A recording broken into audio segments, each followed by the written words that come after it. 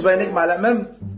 قرب لي بقى، قرب هنا شويه عشان امه. ايه تقول الدم ده والرخامه دي يا اخي؟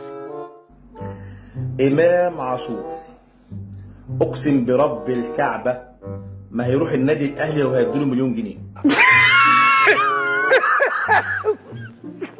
ايه ما تحترم نفسك يا استاذ؟ مش قادر. مليون جنيه.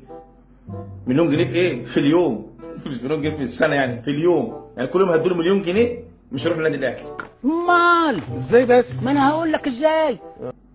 هيعمل ايه امام عاشور بقى؟ نادي الزمالك هيجيبوا اعاره بنيه البيع، والولد موافق. ليه موافق امام عاشور؟ ان علاقته بلعيبه نادي الزمالك وجماهير نادي الزمالك ومجلس اداره نادي الزمالك علاقه ابديه.